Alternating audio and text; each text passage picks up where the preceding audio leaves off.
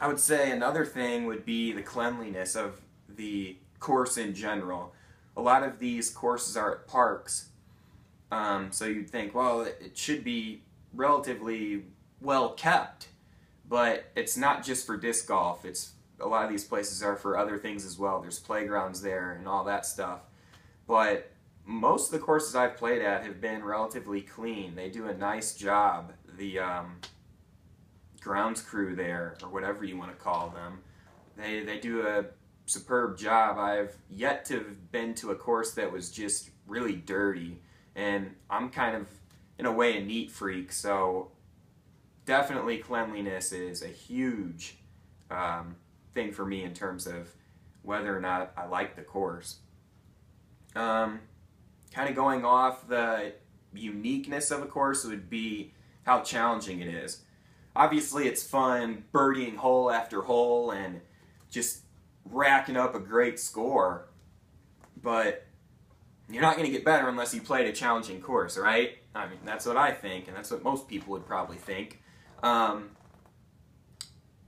You want to go to a course that's challenging, that has a lot of trees, because it's just going to help with your accuracy.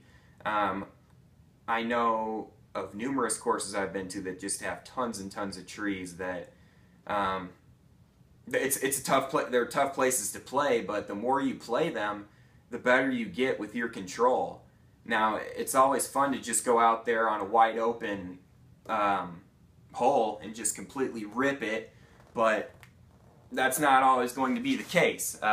You want to have challenging holes in there to help you get better, and every now and then, if you're lucky, maybe you'll see somebody that's really, really good playing and have an awesome throw on one of those challenging holes, and you just look at your buddy and you're like, man, how the heck did that guy do that? Well, it's a sight to see. Trust me, I've seen some good players in my 3 years of playing. Last thing I'd say would be cost.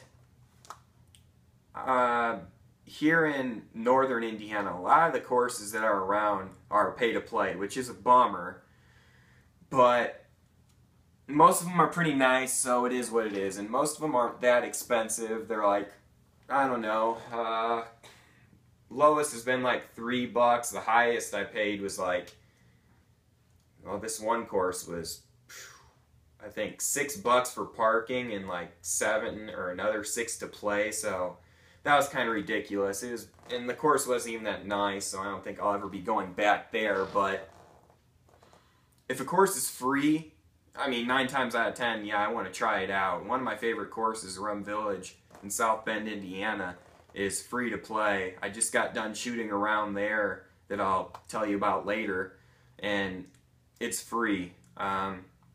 Sometimes those free ones, though, aren't the best.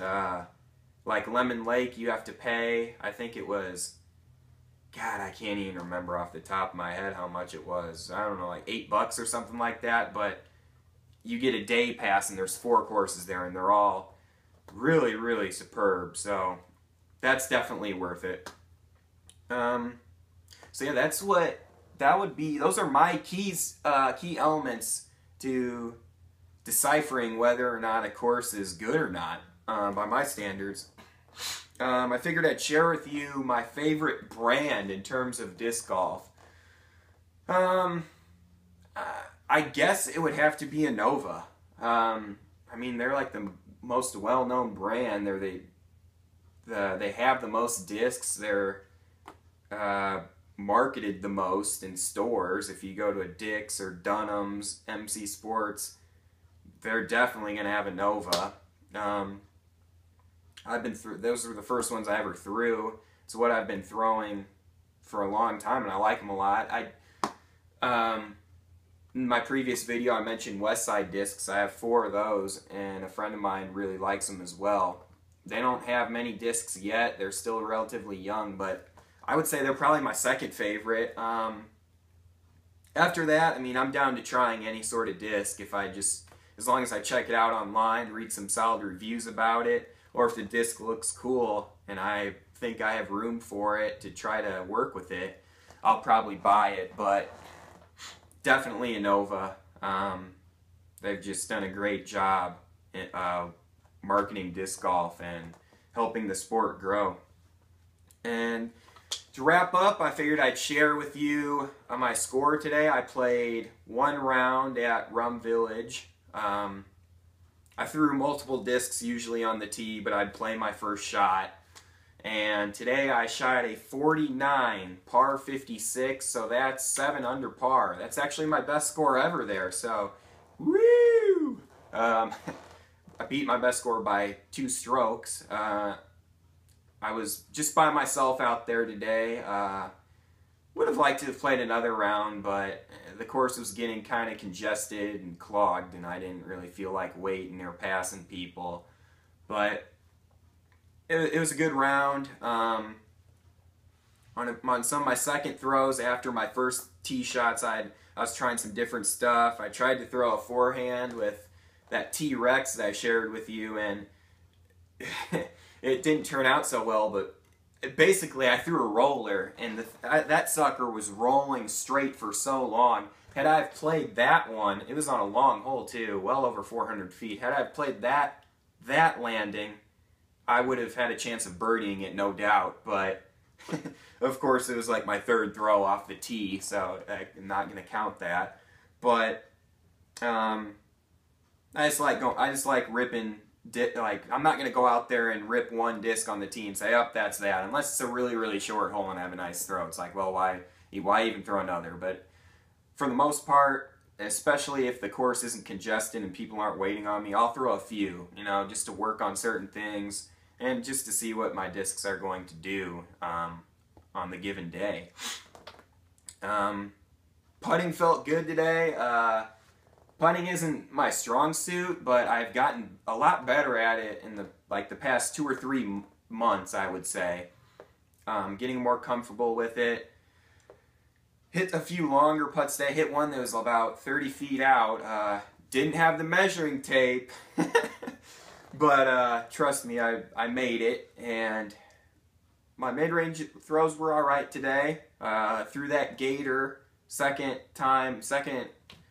day I've thrown it, so it's still relatively new, and I threw it as a second shot. My first throw on about a 600-foot hole was not good. I hit a tree, so I'm like, great, what am I going to do? And I'm like, you know what? Screw it. I'm just going to throw the gator mid-range, not even much glide, just see what it has. And I ripped it. It went a long way, and I ended up parring that hole, so that was cool. Tried out that monster that I got. Like I said, that thing is just a meat hook. Incredible fade on that. For sure, I'm thinking it will have a spot in my bag. Check out the monster if you're really wanting a disc that's going to fade hard for right-hand backhand, left-hand backhand, whatever. However you throw, forehand, it doesn't matter. It's going to fade a lot. But that's that. I think that's a wrap for today. Hope you all have a nice rest of your day, and peace out.